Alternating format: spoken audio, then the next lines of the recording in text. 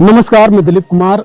कभी कभार ये सोचने पे आता है कि हम सब ये जीवन क्यों जीते हैं, किसके लिए जीते हैं, या अपनों के लिए ही जीना चाहिए या औरों के लिए भी जीना चाहिए। ये बहुत बड़ी बात है।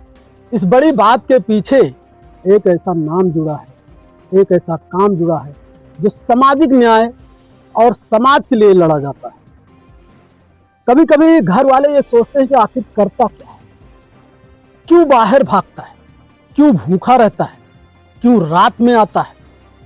जब उसके माँ बाप पूछते हैं तो उसके जुबान पे एक ही नाम होता है कि जो पीड़ा मैंने देखी है, जो पीड़ा मैंने सुनी है, जो पीड़ा मुझ पर हुई है वो औरों पर ना हो। तो इस सामाजिक कार्य के लिए ऐसे बहुत कम लोग मिलते हैं जहां पर अच्छा से खाने को, अच्छा से आलीशान महल नहीं, अच्छा से सोने का बिस्तर नहीं, पर समाज के प्रति उनकी लड़ाई लड़ना, उनको न्याय दिलाना हमेशा तत्परत रहते हैं। तो हमारे बीच मौजूद हैं एक ऐसे शख्स जिससे हम आपको मुलाकात कराएंगे और इनका परिचय भी। सर, आप अपना परिचय देंगे? मैं अरुण अम्बेडकर, जी sir. Azad Samaj party youth wing जी मंडल अध्यक्ष। जी और मेरा गांव आप आई हैं पूरी सुब्बा पांडे, जी जामो जनपद अमेठी। जी जी।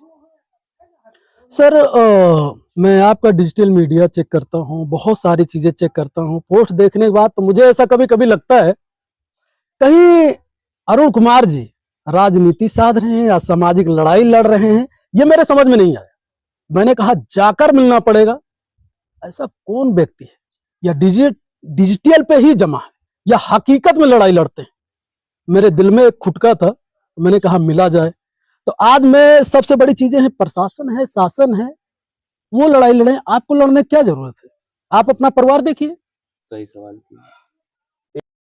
एक समाज की दो सिस्टम बना है समाज जी जी में। एक सवर्ण जी बनाम दलित, जी एक विदेशी बनाम मूल निवासी। जी जो विदेशी हैं उन्होंने पूरा सिस्टम हैक करके रखा है। जी आज से नहीं, आदि से, जी जब से उनका यहाँ पर आगमन हुआ, जी हमारे पुरखों को बहला फुसला कर, धोखाधड़ी करके जमीनें छीनी, जी अस्त्र शस्त्र छीना। जी यहाँ तक कि जो सबसे मुख्य आदमी का होता है शिक्षा। जी शिक्षा जिसके पास नहीं, वो जानवर के समान है। जी बाबा साहब भी कहे थे, शिक्षा वसैनी का दूध है, जो जितना पिएगा वो उतना दहाड़ेगा। जी इसी संदर्भ में जो ये लड़ाई चल रही है हमारी मूल निवासी की बनाम विदेशियों की, जी ये लोग का प्रशासन है।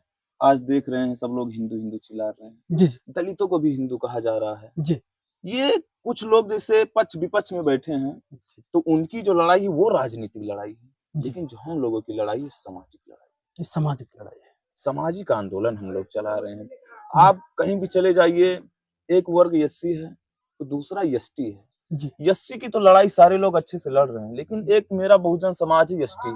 जी आप कभी उनके मोहल्ले में जाइए, देखेंगे आप ऐसे बदबू आ रही है, नालियां ऐसे बगल से गुजर रही हैं, उनके बच्चे बिना कपड़े के टहल रहे हैं, 2-2 4-4 दिन नहा नहीं रहे हैं, हमेशा इस घर से उस घर से मांग के ला रहे हैं, उसी से उनकी रोजी रोटी चल रही है।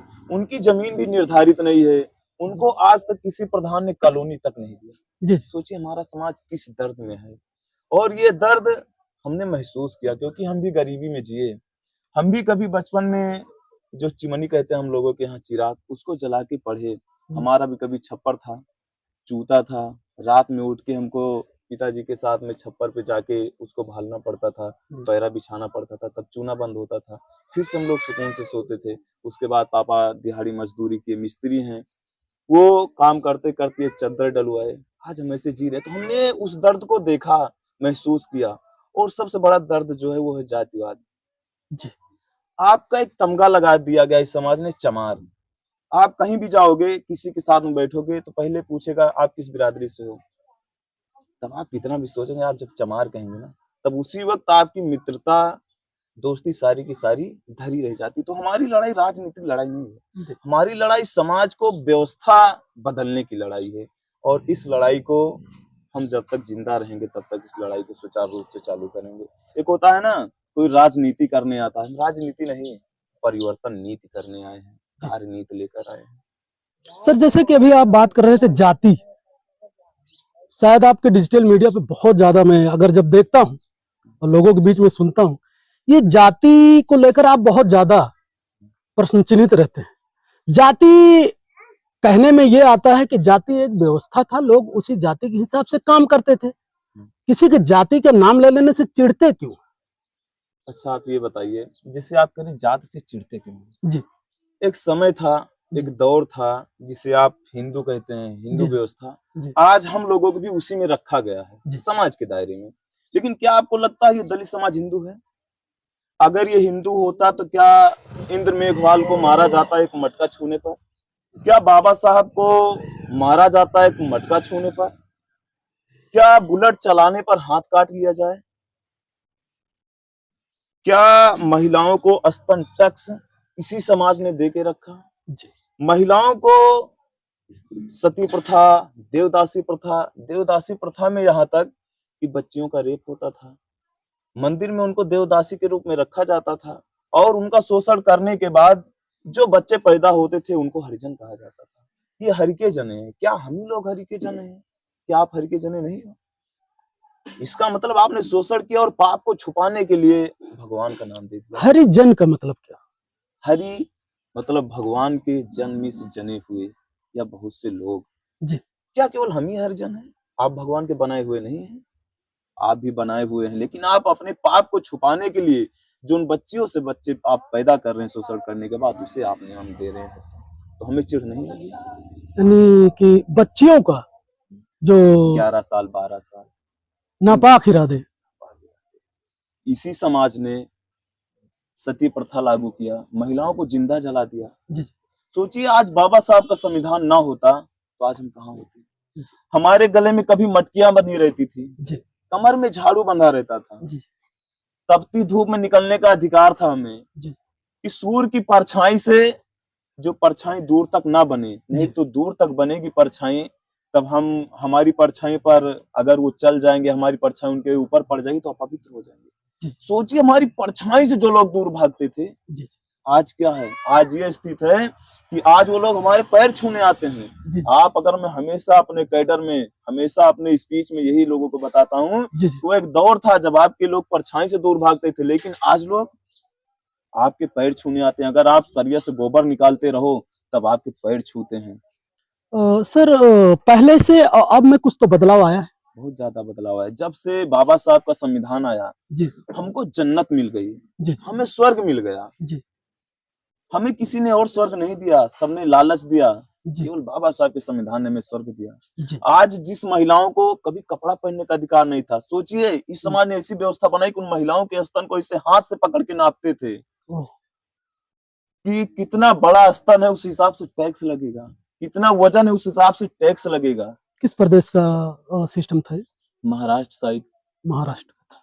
सोचिए क्या सिस्टम थे। लेकिन जब से बाबा साहब का संविधान आया, बाबा साहब के संविधान ने आज महिलाओं को प्रधान से लेकर प्रधानमंत्री बनने तक का अधिकार दिया। यहाँ तक कि एक आदिवासी समाज, एसटी समाज, जिसको आज जंगल जंगल भटकना पड़ रहा है, दर दर भीख मांगनी पड़ रही है, आज उस समाज से जो भारत देश की प्रथम नागरिक होता है राष्ट्रपति, आज उसकी कुर्सी पर हमारी माननीय द्रौपदी मुर्मू जी आसीन है। सोचिए बाबा साहब का संविधान है, ये किसी धर्म ग्रंथ ने हमें नहीं दिया, बाबा साहब के संविधान ने दिया। हम तो कहते हैं, हमेशा चिल्ला चिल्ला कर कहते हैं, गला फाड़ के कहते हैं कि आपको भगवान को अगर किसी को मानना है तो बाबा साहब डॉक्टर BR अम्बेडकर हैं और कोई आपका भगवान नहीं है।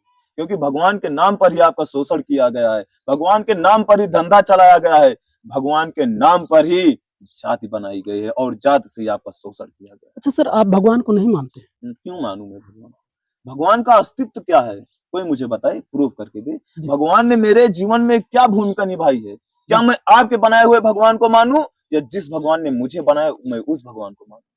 मैं उस भगवान को मानता हूं जिसने मुझे बनाया। ये पेड़ पौधे हैं, ये प्राकृतिक है, ये सूर्य, ये पृथ्वी है, मैं इसको भगवान मानता हूं।